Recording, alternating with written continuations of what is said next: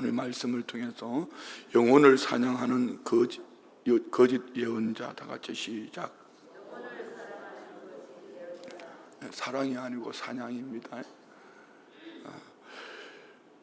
거짓 예언자는 영혼을 사랑하지 않죠. 영혼을 사냥하는 거짓 예언자. 오늘 이 본문은 짧은 몇 구절이지만 이 속에는 하나님의 준엄한 명령이 있고 또 심판이 있기도 하면서 사실은 여기에 나오는 이 많은 것들이 우리 삶 속에 그대로 스며 있습니다. 신앙생활을 하면 할수록 이런 것이 더 많이 가까이 있을 수도 있고요. 저는 제 마음에 요즘 기도 제목 중에 하나가 우리 교회 법인에 속해 있는 복지관, 어린이집, 또 돌봄센터, 우리 교회 안에 지금 축제와 같은 이런 큰 잔치가 있지만 위험 돌봄 공동체, 알아가면 갈수록 더 많은 일을 하면 할수록 점점 그 속에 환경으로, 사람으로, 어떤 국가 아니면 행정부의 정책적인 부분을 가지고 점점 얽어매려고 하는 이런 모습들을 봅니다. 그렇지만 하나님은 이 모든 일들을 통해서 우리에게 복음을 전하게 하시는 줄 믿습니다. 어제 새벽에는 포항에서 우리 선교 세미나가 있었는데요, 송성민 목사님 설교를 목사님들과 함께 말씀을 들으면서 은혜를 나누었는데, 여러분은 어제 거짓 선지자의 여러 가지 말씀들 속에 거짓 선지자 그 사람들을 얘기하지 말고 어제 송 목사님 말씀하셨던 설교 중에 여러분은 힐링하러 오셨습니까? 필터하러 오셨습니까? 이런 부분 말입니다. 우리 목사님들과 함께 설교를 듣고 대화를 하면서 우리가 그런 얘기를 한 거죠. 우리는 지금 교회 안에서 문화사역하고 있는 거 아닌가? 시대가 힐링을 얘기하니 교회도 힐링하는 캠프처럼 생각한다면 이 교회의 본질을 어떻게 되겠나? 여러분은 어떠신지요? 오늘 이 새벽에 교회 왔다 갔기 때문에 마음의 평안을 얻습니까? 아니면은 오늘 예배하며 말씀 안에서 내 영혼의 필터로 잘못되어져 있는 걸 깎아내고 죽이고 심판하고 내 안에 거짓 예언, 하나님의 말씀을 사사로운 감정으로 내 속에 오늘 쭉 읽다 보면은 딱 만나지는 이가 거짓 여자, 거짓 예언자, 그리고 하나님, 이겁니다. 네가 내가 여기 네가를 내가 생각하는 어떤 관점, 내가 읽고 싶은 것, 내가 듣고 싶은 것, 내가 보고 싶은 것, 내가 하고 싶은 것, 이것이 신앙의 연조가 더할수록 여러분의 신앙에 더하여질수록 그 중심이 강해질 수도 있습니다. 그렇지만 내가라고 말하는 오늘 이 네가라고 말했던 그 내가 하나님 편에 서서, 말씀 편에 서서 기도 가운데 정말 복음의 진리 가운데 투명하게 가면 갈수록 거짓 예언자, 거짓 선자는 분별되어질 줄 믿습니다.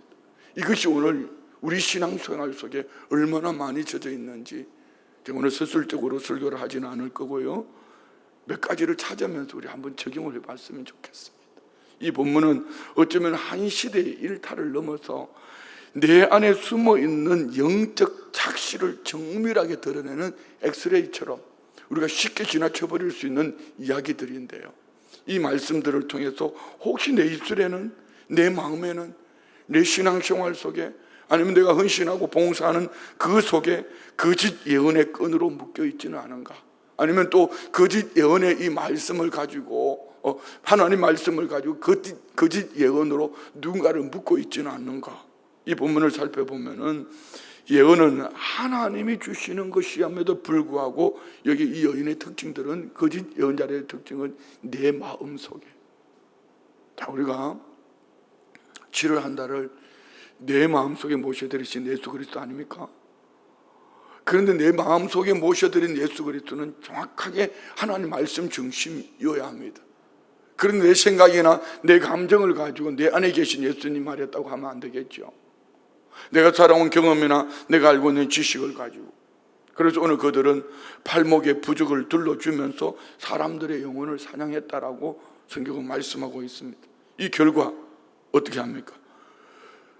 쉽게 표현하면 의인, 예수 그리스도를 믿는 사람들은 근심하게 하고, 너 이거 안 했잖아, 너 이만큼 안 했잖아, 너 이거 못했잖아, 율법의 언어를 가지고 죽이고 무너뜨리고 정작 마땅히 죽어야 할 예수가 없는, 예수 없이 종교 생활을 열심히 하는 그들은 네가 열심히 했기 때문에 이런 복을 받을 거야 라고 말한다면은 여러분 여기에 미혹되어지면 되겠습니까?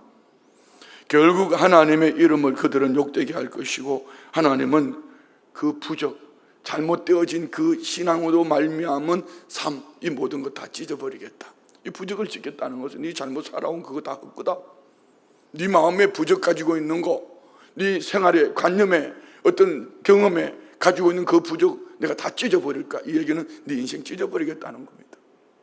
그러면 오늘 거짓 예언자들의 7가지 특징을 볼 수 있습니다. 첫 번째는 자기 욕망에서 나온 자기 마음의 예언. 사람은 이런 게 있거든요. 우리가 영혼 육을 두고 있을 때 예수를 믿음으로 영혼이 구원 얻은 줄 믿습니다. 이 혼적인 존재 속에는요, 살아온 경험과 지식과 이론을 가지고 있으면서 이 혼의 생각이 집중하기 시작하면은 육체도 아니면 영적인 부분도 이끌어서 어쩌면 이 속에 자기 자신의 자기 도취로 갈 수도 있습니다. 나는 종교 생활을 열심히 하고 있으니까. 그런데 종교 생활을 열심히라고 하지 않습니다. 하나님 앞에서 열심히라고 생각합니다. 그건 아멘 하면 안 됩니다.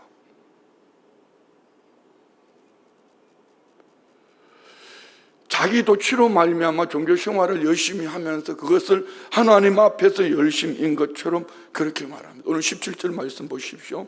17절, 너 인자야, 너희 백성 중 자기 마음대로 예언하는 여자들에게 경고하며 예언하라.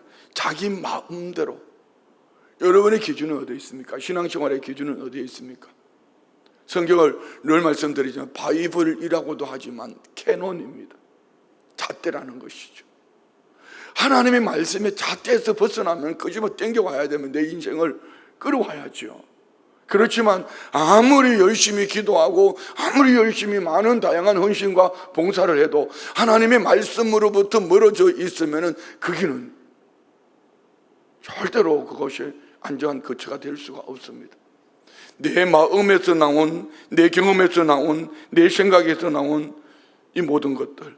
그래서 우리 신명기 18장 18절 말씀 한번 볼까요? 신명기 18장 18절.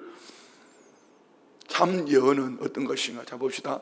내가 그들의 형제 중에서 너와 같은 선지자 하나를 그들을 위하여 일으키고 내 말을 그 입에 두리니 내가 그에게 명령하는 것을 그가 무리에게 다 말하리라. 이는 예수 그리스도 아니면 어떤 영적 리더십 다양하게 표현할 수 있겠죠. 그렇지만 오늘 우리는 이 복음의 진리편에 있어서 정말 나는 그 인생의 삶의 중심이 복음 중심인가, 아니면은 누군가의 어떤 리더의 마음에서 나오는, 그의 경험에서 나오는 그의 생각, 아니 물론 복음 중심 경험은 참 중요한 것이죠.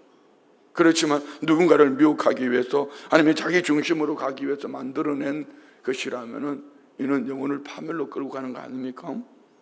두 번째는요, 오늘 본문에 보면은 부적이나 베일 같은 가시적인 도구로 심령을 조종합니다. 그래서 우리가 신앙생활에 보이는 것으로 말미암아 무엇을 만들어 가려고 하면 안 돼. 지금 강단을 화려하게 꾸며놨지만 이는 여러분들을 위하여 만들어 놓은 우상이 아닙니다.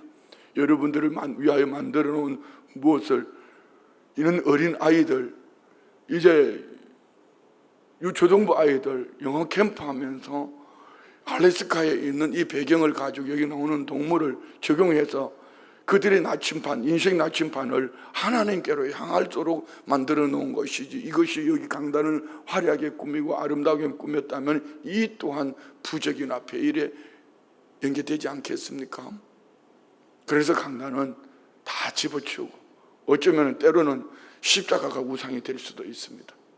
여러분 목에 걸고 있는 십자가 말입니다. 자동차 안에 백미러 속에 걸고 있는 그 십자가가 여러분을 지켜주는 것이 아니고 예수의 보혈이 지켜주는 줄 믿습니다. 할렐루야. 18절 말씀 보십시오. 오늘 18절 다 같이 봉독합니다. 시작. 시작. 이러기를 주 여호와의 말씀에 사람의 영혼을 사냥하려고 어디에요? 손목마다 부적을 꿰어매고 키가 큰 자나 작은 자의 머리를 위하여 수건을 만드는 여자들에게 수건을 가려 있으면, 베일이 가려 있으면 정확하게 볼 수 없죠. 미혹하는 것이죠. 부적이나 베일 같은 가시적인 도구를 가지고 심령을 조종하는 것입니다. 우리 신앙생활 속에 눈에 보이는 그것 가지고 신앙이라고 말한다면 심각해질 수도 있습니다. 그래서 우리는 우상은 아무것도 아니다, 눈에 보이게 만드는 이건 아무것도 아니다. 가끔 새신자나 초신자들, 새신자 꼭 그런 것은 아니고 초신자들 가정에 가면은 문지방에 부적이 붙어 있습니다. 얼마나 무서워 두려워하는지 몰라요. 저는 예수 믿고 난 다음에 그거 떼고 뭐 별걸 다 했어도 아무 일 없어요. 그런데 이 부적에 매여 있는 이들은 그것이 어쩌면 심각한 줄 압니다. 저도 군에 갈 때 나는 몰랐는데 지갑 속에 몰종이 쫓기 한 나중에 보니까 그게 부적이었습니다. 그때는 예수 안 믿을 때에도 불구하고 그거 찢어도 아무렇지도 않았습니다. 여러분은 어떠세요? 혹 여러분 집에 붙어 있는 건 없으세요?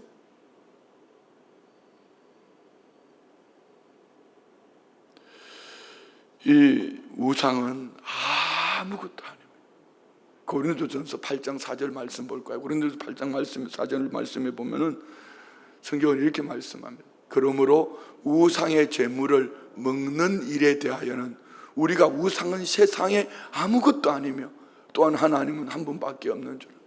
하나님이 왜 그 무엇을 우상으로 만들면 안 돼요?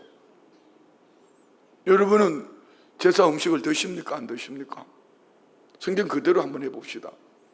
성경 그대로 말하면 제사 음식을 드시면 돼요? 안 돼요? 답은 없습니다. 먹을 수도 있습니다. 그러나 우상을 누군가가 그 우상 앞에 바쳐진 제물인데 이러면은 그들을 위하여 먹으면 안 됩니다. 여러분에게 내게는 이런 부적처럼 아니면 베일을 듣고 있는 것처럼 희미하게 무언가를 만들어서 그것이 내 신앙의 전부인 것처럼 열매인 것처럼 바라보는 것이 있다면 이 모든 것들을 제하여버려야 합니다. 내가 오늘 이 새벽에 나왔기 때문에, 아니 무슨 내가 40일을 했기 때문에, 뭘 작정해서 했기 때문에 여러분이 이런 어떤 부적처럼 복음이 아닌 희미하게 보이는 수건을 가리고 이것이 신앙인 것처럼 말한다면 이것은 벗어버려야 될 줄 믿습니다. 세 번째는 두려움과 호기심을 자극해서 영혼을 사냥하며 불안하게 하는 것이죠. 18절 말씀 우리 계속 한번 봅시다. 중간 부분 더. 화 있을진저 너희가 어찌하여 내 백성의 영혼을 사냥하면서 자기를 위하여는 영혼을 살리려 하느냐.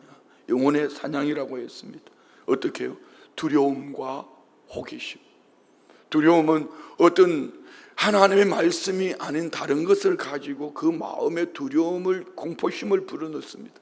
호기심, 누가 이걸 해서 이렇게 얻었대, 누가 이렇게 함으로. 자, 여러분, 베드로가 물 위를 걸었다고 여러분도 물 위로 걸으시겠습니까? 어린아이 보리떡 5개 물고기 2마리로 오병이의 기적을 만들었다고 여러분이 도시락에 보리떡 5개 물고기 2마리 가지고 와서 하나님 앞에 엎드려서 오병이의 기적을 달라고 날마다 기도하면 하나님 주시겠죠? 아멘 하면 큰일 납니다. 이런 거 말입니다.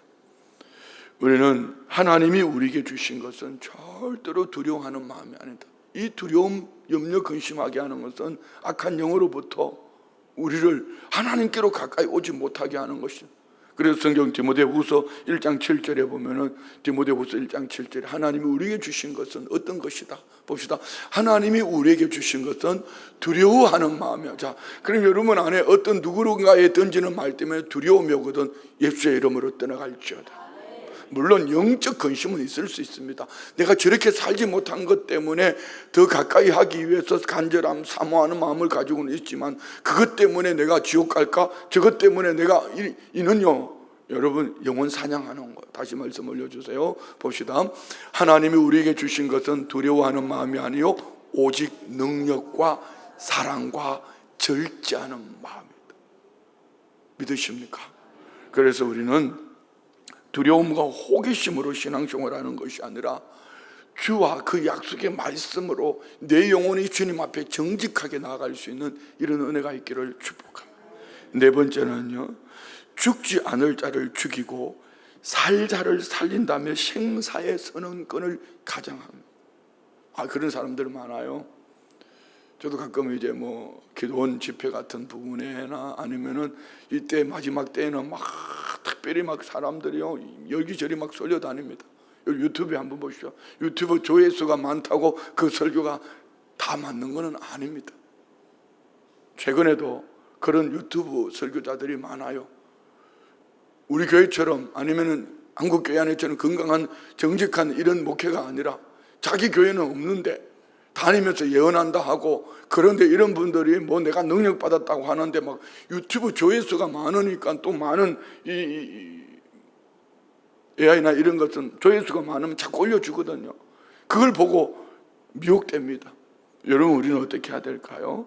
생사의 선언은 예수 그리스도만 하실 수 있는 겁니다. 심판은 우리가 판단하고 심판하고 정죄할 권한은 우리에게 없어요. 그래서 우리는 이 말씀을 오늘 19절 말씀에 보면 뭐라고 말합니까? 너희가 두어 웅큼 보리와 두어 조각 떡을 위하여 나를 내 백성 가운데서 욕되게 하고 거짓말을 고지 듣는 내 백성에게 너희가 거짓말을 지어내어 죽지 아니할 영혼을 죽이고 살지 못할 영혼을 살리는도다. 죽지 아니할 영혼을 죽이고 살지 못할 영혼을 살리는. 죽지 아니할 영혼은 누구지요? 예수 믿으면 죽지 않습니다. 영혼이 죽지 않습니다. 믿으십니까? 예수 믿는 것 외에 다른 어떤 것도 없습니다. 예수 믿으면 삽니다. 예수 믿으면 구원 얻습니다. 그런데 어떤 신앙의 행위를 가지고, 종교적인 행위를 가지고 그가 살고 죽는 것이 아니라, 자, 한번 따라 합시다. 구원은 은혜로, 응답과 축복은 심은 대로, 성령 충만함은 사모하는 마음으로. 자, 이게 오해하면 안 돼요. 응답과 축복이라는 것은 이 땅에 사는 날 동안 환경적인 걸 말합니다. 성경에 심은 대로 거둔다 했는데 이걸 가지고 영혼을 팔이하면 안 되죠. 네가 헌금을 많이 했기 때문에 구원을 얻고, 그러면은 예수님 십자가에 못 박히실 때 좌우편 강도, 한편 강도와 다른 편 강도 같이 예수님을 조롱했고 원망했지만, 그러나 한편 강도는 예수님의 마지막 끝자락을 바라보면서 주님 나라에 임할 때에 나를 기억해 달라고, 그 말 한마디가 구원 얻었다면 그가 한 것이 뭐가 있습니까? 저는 그 다른 편 강도가 저는 참 고마운 게, 왜 그러냐면 임종 앞에 예수님을 영접하고 세상을 떠나가는 분, 병원에서 병석에서 예수님을 영접했는데 한 번도 교회에 오지 않았지만 그가 예수를 믿으면 삽니다. 구원 얻었다고 말할 때 누군가가 그를 정죄한다면 오늘 이것이 영혼팔이 아닙니까? 우리는 어떻게 해야 될까요? 생사의 선언권은 오직 예수 그리스도밖에 없다. 마태복음 10장 28절에 몸과 영혼을 능히 지옥에 멸하실 이, 한번 봅시다.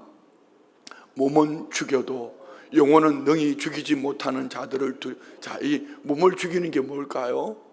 여러분, 지금 말하는 이 거짓 예언자들이나 어제 송 목사님을 통해서 들었던 거짓 선지자들 아닙니까? 이들은 몸은 죽여도 영혼은 그들이 간섭할 수가 없어요. 몸은 정치적으로도 지금 사회 악법을 만든다 하면서 얼마든지 교회를 몸을 얽어매고 죽이려고 다가오지만, 교회는 2000년 교회 역사 속에 교회는 무너지지 않습니다. 오직 몸과 영혼을 능히 지옥에 멸하실 수 있는 이 예수 그리스도 한 분밖에 없습니다. 우리는 예수님을 두려워하는 믿음의 삶을 살아야 할 줄 믿습니다.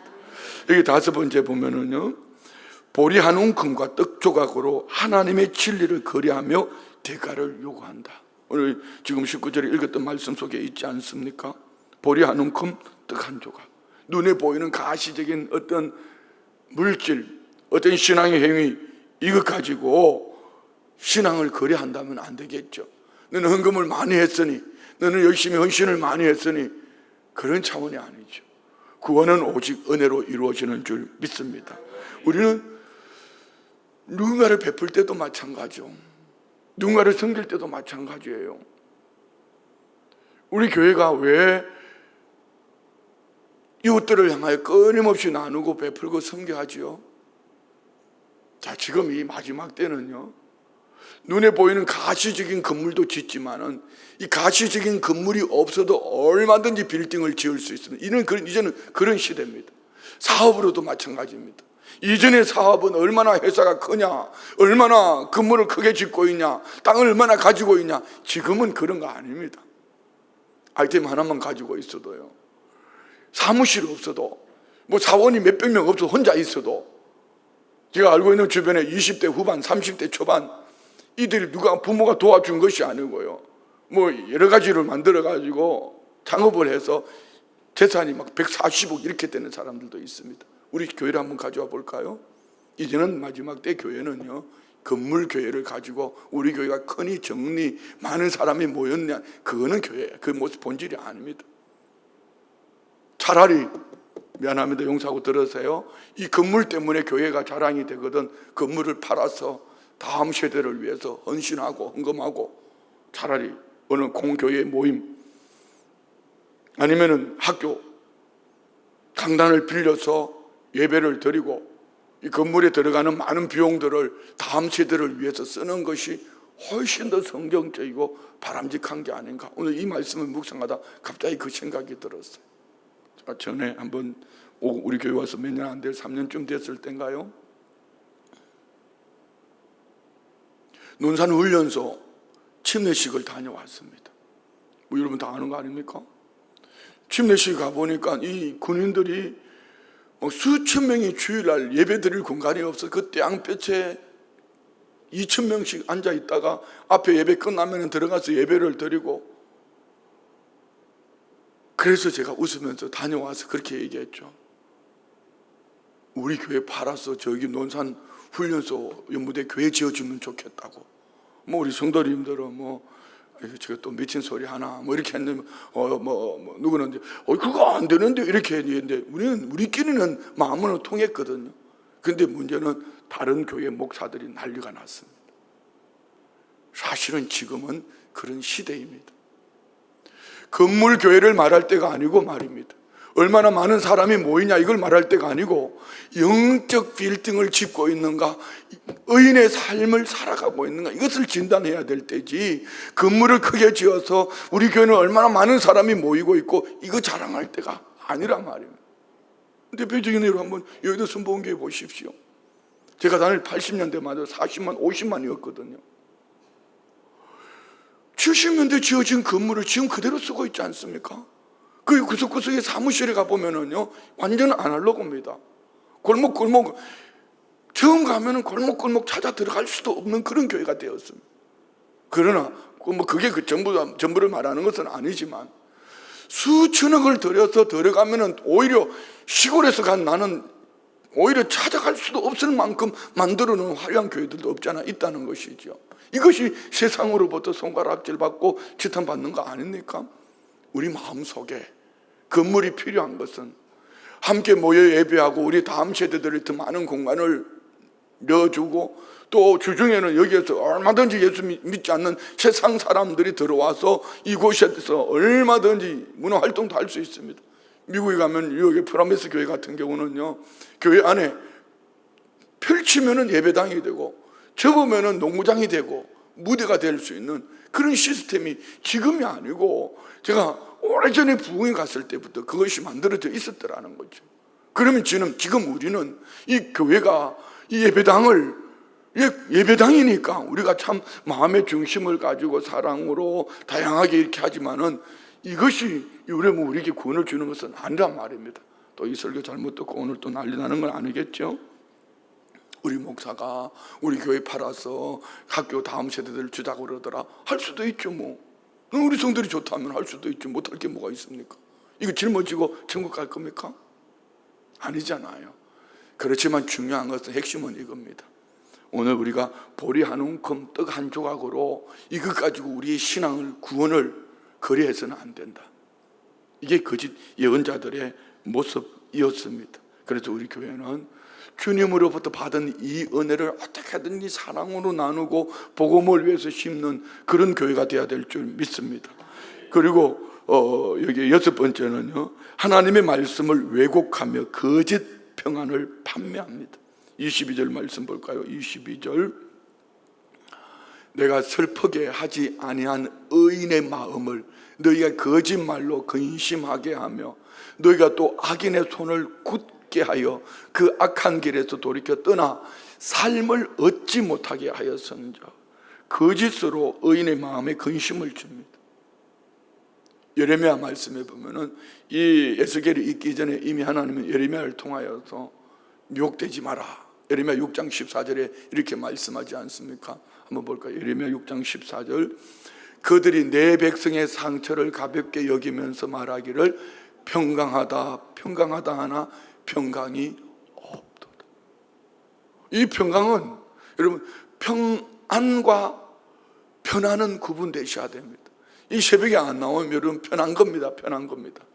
그러나 이 새벽에 나와서 잠도 못 자고 여러분 이렇게 앉아 계시지만 이 평안은 하늘로부터 오는 겁니다. 아멘요. 하나님을 주목하지 않으면 진정한 평강은 없습니다. 우리가 찬송하지 않습니까? 평화 평화로다 하늘 위에서 내려오네. 하늘로부터 내려오는 것이 평안이란 말입니다. 그런데 그거 좀 있다고 마음이 안심이 되고 그거 없다고 불안하다면 이 또한 미혹된 겁니다. 없어도 하늘로부터 임하는 평강이 있기를 원합니다. 좀 부족해도 하늘로부터 임하는 평강이 있기를 원합니다. 그러나 좀 있다고 그것이 평강이라고 말하면 이건 거짓입니다. 우리 미혹되지 않기 바랍니다. 거짓으로 의인의 마음을 근심하게 하고 평안하다 평안하다, 그래서 뭐라 합니까? 곧 하나님이 회복시켜 주실 거니까 시집도 가지도 말고 장가도 가지도 말고 농사도 짓지도 말고 집도 짓지도 말고 곧 하나님이 돌이키면 그때 돌아와서, 이렇게 거짓으로 예언하는 거죠. 여러분, 우리 모두 마찬가지예요. 건물 안에 어떤 제도적인 구조 안에 갇혀 있으면은 그 안에 있으면 평강 있는 것처럼 여러분 미혹되지 않기 바랍니다. 마지막으로 내가 너희를 대적하리라, 하나님의 선언입니다. 하나님이 대적하겠다면 하나님이 닫으시면 열 자가 없고 하나님이 열면 닫을 자가 없는 줄 믿습니다. 하나님이 오늘 거짓 예언하는 네가 했던 그들이, 하나님께서 내가 그들을 대적하겠다. 우리 한번 세 구절만 찾아봅시다. 20절 말씀 봅시다. 20절, 그러므로 나 주 여호와가 이같이 말하노라, 너희가 새를 사냥하듯 영혼을 사냥하는 그 부적을 내가 너희 팔에서 떼어버리고 너희가 새처럼 사냥한 그 영혼들을 놓아주리라. 거짓 영혼을 사냥하는 이들에게 하나님이 하시겠다, 대적하겠다는 말씀이죠. 21절 말씀 봅시다. 21절, 또 너희 수건을 찢고 내 백성을 너희 손에서 건지고 다시는 너희 손에 사냥물이 되지 아니하게 하리니 내가 여호와인 줄을 너희가 알리라. 하나님이 그들이 수건과 베일과 부적과 수건 뭐 이런 거 내가 다 찢어버릴게. 단순하게 부적과 수건만 얘기하는 겁니까?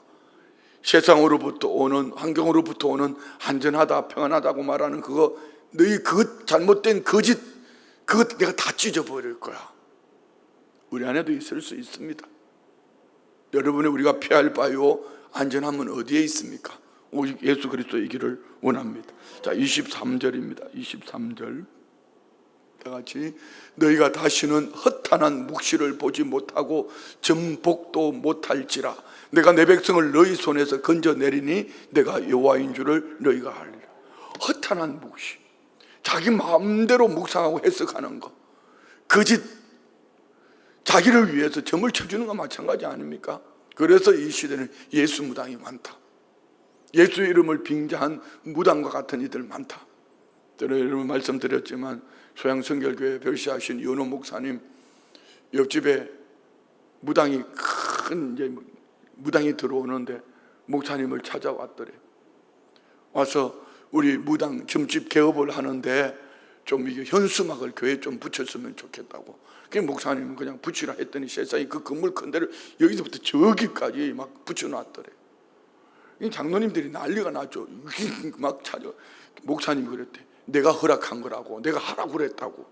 얼마 있다가 무당이 찾아왔더니 목사님, 우리가 이사를 가야겠다고 교회 옆에다가 점집을 차렸더니 신이 안 내려온다고. 여러분, 그런 거 없었어요? 여러분이 진짜 예수 믿는 사람인지 안 믿는 사람인지는요, 무당 찾아가 보면 알 거예요. 여러분 진짜 예수쟁이라면 무당이 큰 신을 섬기는 자가 왜 찾아왔느냐 이렇게 말할 겁니다. 그런데 막 흔들어 보고 뭐 이렇게 한다면 여러분 그게 가짜이고 여러분이 가짜일 수도 있습니다. 미혹되지 않기 바랍니다. 자, 이렇게 얼마든지 우리 안에 작은 거짓 예언자들, 그럼 우리는 어떻게 깨워야 될까요? 이들은 자기가 듣고 싶은 것, 그래서 이들이 왜 생기죠? 왜 무당들이 생기죠? 수요가 있으니까 공급자가 생기는 거 아닙니까? 우리 신앙생활도 마찬가지예요.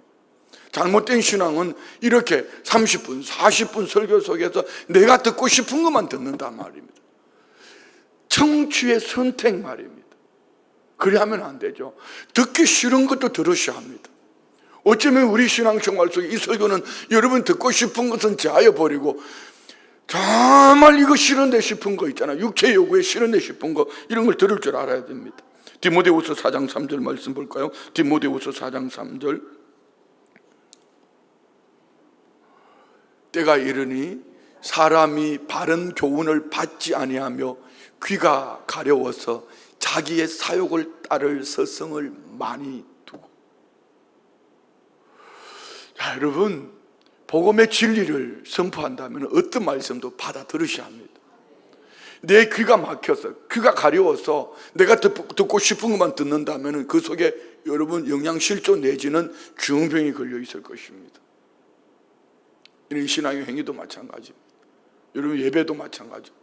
내가 하고 싶은 것만 한다면 이건 중병일 수도 있습니다. 우리는 복음의 진리 앞에 서서 내가 하고 싶은 것, 선택의 청취를 귀하여 버리고 오직 주와 약속의 말씀으로 믿음으로 세워지는 모두가 되시기를 주의 이름으로 축원드립니다. 그리고 성경 해석을 자기 욕망으로 해석하는 거예요. 그래서 여러분 큐티 할 때 중요한 건 이겁니다. 자기 마음대로 혼자 묵상을 하고 그것이 큐티라고 천만의 말씀. 그래서 큐티는요 꼭 나눔을 하셔야 돼요. 혼자 묵상을 하고 그것 가지고 신앙의 전부인 것처럼 여기 가다가 이단에 빠지는 사람들이 있을 수도 있습니다. 우리 한 분, 지금 권사님 한 분이요, 남편 병간호 때문에 안 보이더니 어느 날 누군가가 이 소식을 전해줬어요. 어느 이단 교회에 기웃거린다고.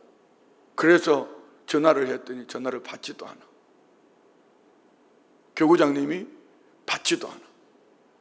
남편이 안수집사고 부인이 본인이 권사요.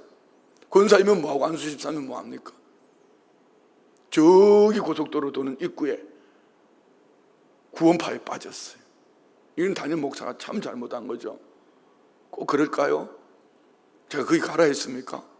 복음 아닌 거 가르쳤습니까? 복음을 들어야 되는데 복음은 듣지 않고 이상한 소리만 하고 돌아다니다가 미혹된 거죠. 여러분, 성경을 자기 마음대로 해석하고 하면 안 되죠. 야고보서 4장 3절 말씀 봅시다. 야고보서 성경을 이용해서 내 계획을 도장하는 거 말입니다. 한번 봅시다. 야고보서 4장 3절. 구하여도 받지 못하면 정욕으로 쓰려고 잘못 구함. 여러분 기도라고 입술 열어서 주여 주십시오, 이게 다 기도입니까? 응답받지 못하는 이유를 두 가지로 말했습니다. 한 가지는 기도하지 않기 때문에, 한 가지는 내 욕심에 끌려서 자기 마음대로 구하고 있기 때문에. 그래서 예수님의 제자들도 예수님께 기도를 가르쳐 달라고 그랬잖아요. 정기도가 안 되겠거든 주기도문 한 구절 한 구절을 여러분 묵상하면서 그 속에서 주님께 구하고 사도신경 한마디 한마디를 주님 앞에 고백하면서 내 신앙을 점검하는 것이 훨씬 더 나을 수도 있습니다. 뿐만 아니라 영적 권위 남용입니다. 영적 권위 남용, 목사가 하기 제일 쉬운 게 뭔지 압니까? 답을 회피하고 싶은 제일 쉬운 거, 기도합시다 입니다. 여기 여러분 기도합시다 이 말이 부족이 되면 안 되겠죠. 주님이 그렇게 말씀하셨어요. 주님이 그랬어요. 예, 성경이 그렇게 말씀하신 말씀은 바로 복음을 진리를 전하면 되는데, 그것을 마치 창세기에 나오는 이 하와를 속이고 아담이 선악과를 따먹게 하는 이 뱀의 형상을 입은 마귀처럼 말입니다. 하나님 말씀을 왜곡해서 죽을까 하노라 이렇게 미혹하면 안 되지요. 내 눈이 밝아져서 하나님과 같이 될 거야 이렇게 말하면 안 되겠죠. 한번 찾아볼까요? 베드로전서 5장 3절, 주님이 하셨다는 말로 베드로전서 5장 3절 상대적으로 압박하면 안 됩니다. 맡은 자들에게 주장하는 자세를 하지 말고 양무리의 본이 되라. 이 말은 네 말로 신앙생활 하지 말고 네 삶으로 본을 보여주라 이런 얘기죠. 제게 하는 말씀입니다. 우리 부모들에게 주시는 말씀이지요. 교회 안에 중직이라고 말하는 여러분들, 신앙생활을 이상하게 하다가 회의합시다, 아니면 무슨 어디 갑시다 이런 거 자꾸 좋아하는 거 아니라는 거죠. 말보다 더 중요한 것은 삶으로 살아내는 우리 모두의 본이 되기를 축복합니다. 그리고 또 긍정만능주의, 긍정의 힘, 이건 복음 아닙니다. 예수 그리스도의 십자가 중심 속에서, 말씀 중심에서 긍정의 힘이어야 합니다. 회개 없는 성령의 충만함은 있을 수가 없습니다.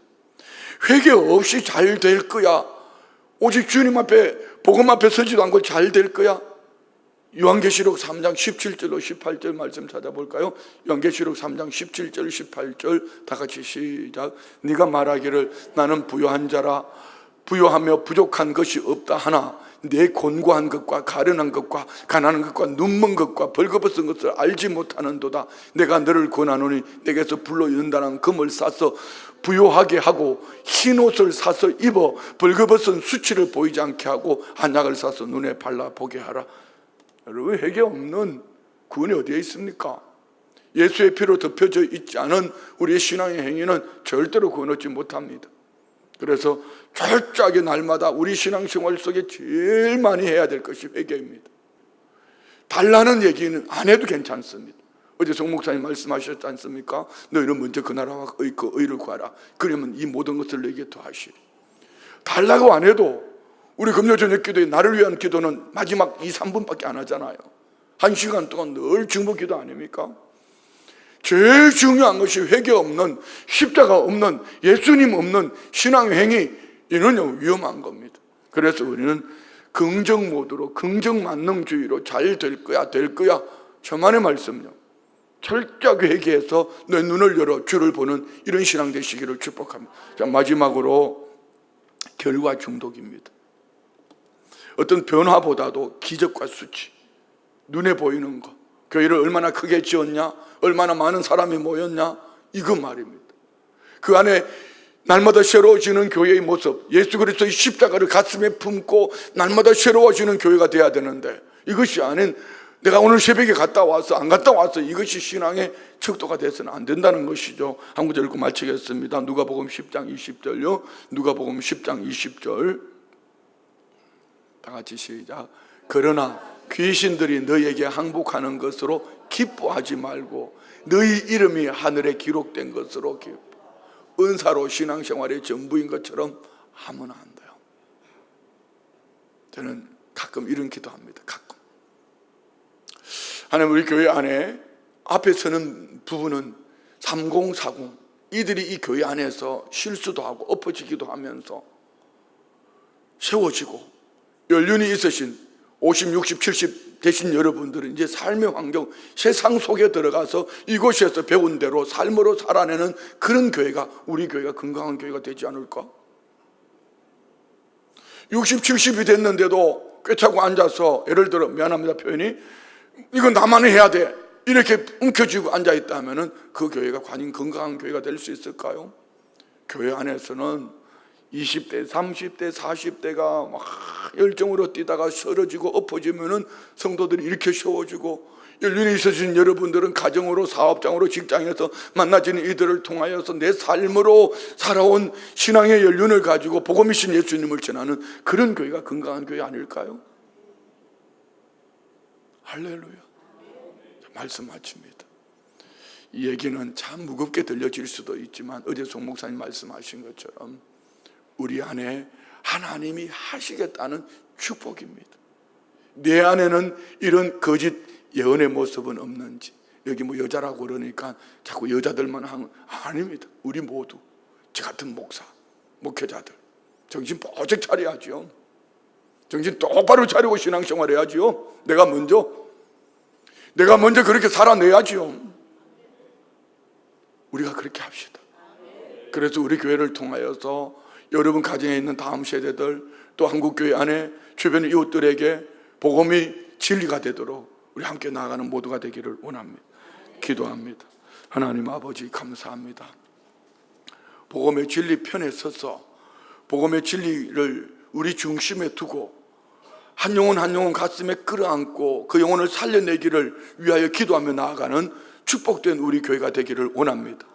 한 영혼도 실족하지 않도록 복음의 진리 앞에 껴 있을 수 있도록 주님 도우시고 역사하여 주옵소서. 미혹되지 않게 하옵소서. 좌우로 치우치지 않게 하옵소서. 눈을 열어 보게 하여 주시고 회개의 영을 부어주셔서 성령의 충만함을 입게 하옵소서. 예물 올려드립니다. 11조 예물 드립니다. 사랑과 은혜 하나님, 자녀들 구원의 은총을 내려 주옵소서. 주님 믿음을 바로 받게 하옵소서. 건강도 지켜주옵소서. 범사에 감사합니다. 범사에 감사합니다. 하나님 아버지, 최인식 임신하게 하신 주님 감사합니다. 우리 가정 자녀들 건강을 지켜주시고 많은 은혜와 복을 주신 주님께 감사 찬송 영광 올려드립니다. 7월도 함께 하시는 하나님, 8월도 함께 하심을 감사합니다. 범사에 감사합니다. 날마다 새로워지는 교회 성령으로 충만케 하옵소서. 드려지는 예물과 기도 제목 그 중심 보시고 오늘도 주신 말씀 속에서 진리편에 서서 깨어있어서 주님이 때를 따라 도우시는 믿음의 사람으로 부족함이 없도록 은혜를 더하여 주옵소서. 예수님의 이름으로 축복하며 기도드리옵나이다. 아멘.